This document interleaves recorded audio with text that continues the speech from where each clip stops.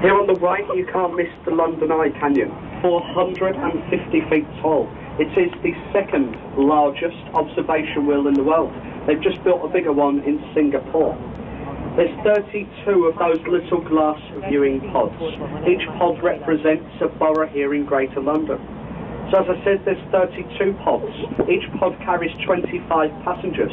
If you do the maths, that's 800 people when it's fully loaded. £17 a ticket, which means on one complete half-an-hour circuit, the London Eye earns, well, it earns a lot of money, doesn't it?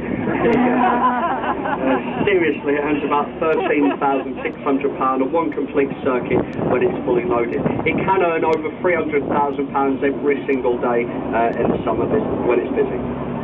Anyway, moving on, ahead of the boat we have the Charing Cross Railway Bridge. This bridge is unique. Unique because when we pass beneath the railway line, we'll pass over one at the same time. The Bakerloo line and Northern line crosses the river in a tunnel at this point. Either side of the old railway you'll see footbridges. They're the Golden Jubilee walkways put here in the year 2002. And what we like to do on this boat is as we go through the bridges, give them a little wave, try and get them to wave back. You going to join in? Yeah, come on, don't be shy, give them a little wave. Now they don't always wave back, I'll give them a hoot for you, bear with me. They waving? They waving? Now they say it brings you luck if you they wave back, but you never know, you might make somebody's day. This is a noisy bridge, but there's another footbridge on the other side, so you can try again. Is this lady going to wave? Hello?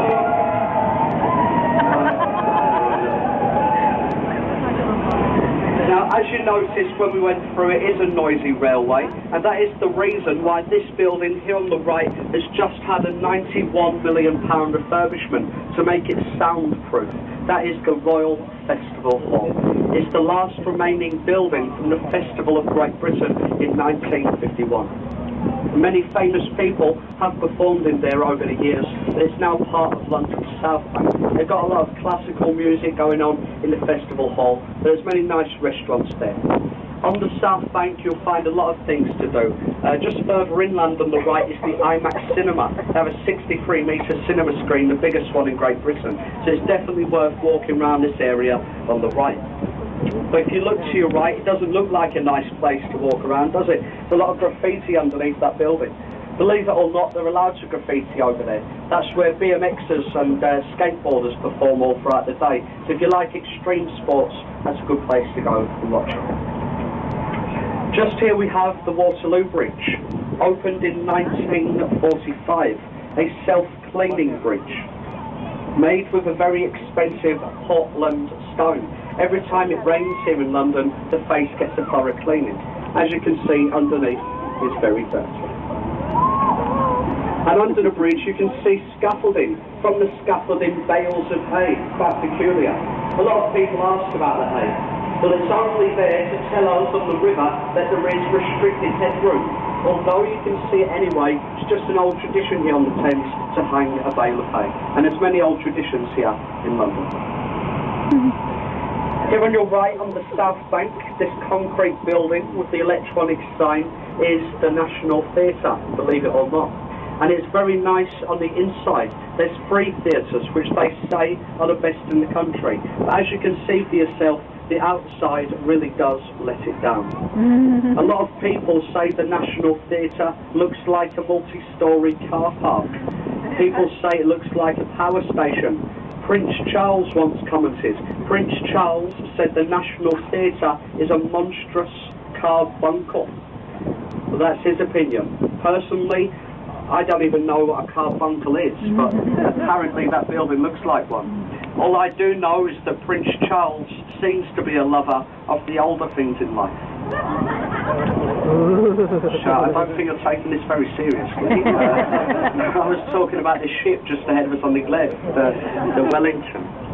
Now this ship served for the Royal Navy. Most of its action was out in New Zealand, but they moored it here eventually to become the world's first floating livery hall for the Honourable Club of Master Mariners. Basically what it means, that ship on the left is an entertainment club for retired sea captains and former ship owners. You can see for yourself, they do use it for corporate events as well. But if you're from this country, or you live in this country, you might recognise that ship.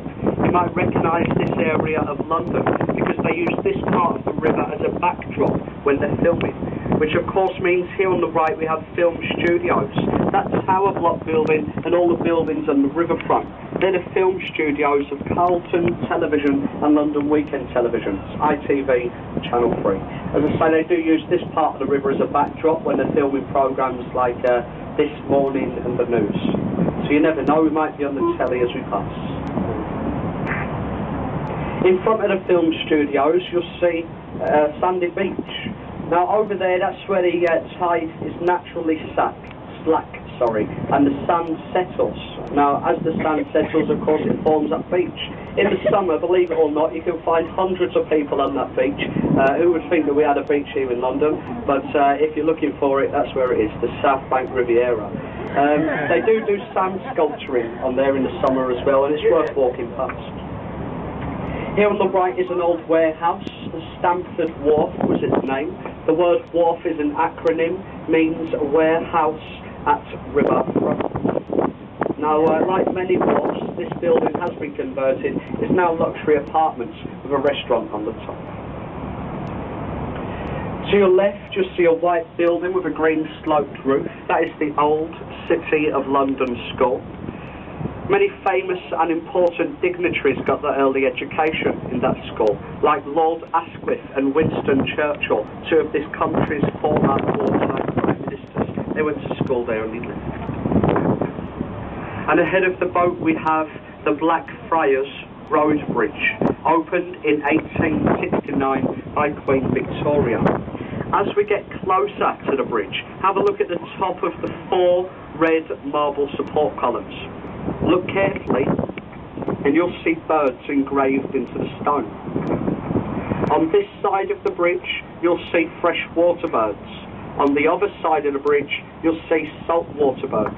This is where the Victorians believed that the fresh water coming down from the source of the River Thames, which is the Cotswold Hills in Gloucestershire, met the salt water coming in from the North Sea. They called this part of the river the tidal head. Did everybody see the birds? Yep. Yeah. As I say, we've got saltwater birds on this side. Either side of the boat is red columns. This is all what remains from the first railway bridge that spanned the River Thames, designed by Isambard King and Brunel and replaced, as you can see.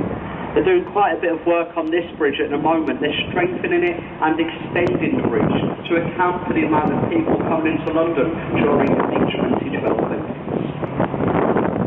And we're now at the halfway point of the journey from or to the Tower of London. So, well, how am I doing? You enjoying yourselves? Yes. Yeah? Just here on your left, you see St Paul's Cathedral, Christopher Wren's masterpiece, opened in 1710. Although the first church service inside St Paul's was in 1693. It took 35 years to completely construct. The height of St Paul's is easy to remember. It's 1 foot for every day of the year, 365 feet. You can walk to the top. There's an observation platform just above the dome. I've done this. 534 stairs you have to climb to get to the top. Remember, you've got to come back down again, so it is a bit of effort, but the views are as good as on the London. It's actually cheaper than the London. And ahead of us we have the Millennium Footbridge. This bridge is known as the Wibbly Wobbly Bridge. Got its nickname because 3 hours after it was opened, it was closed. It was wobbling so violently people was falling over. So they closed the bridge down and stabilised it. It's now safe to walk on, as you can see, but in total it cost 25 million. You'll notice it's ruined the best view of St Paul's we used to get from the river. What a shame. Yeah. If you follow the bridge along to the right, you can see the old Bankside Power Station, which today is the Tate Modern Art Gallery. It is free of charge to go into Tate Modern.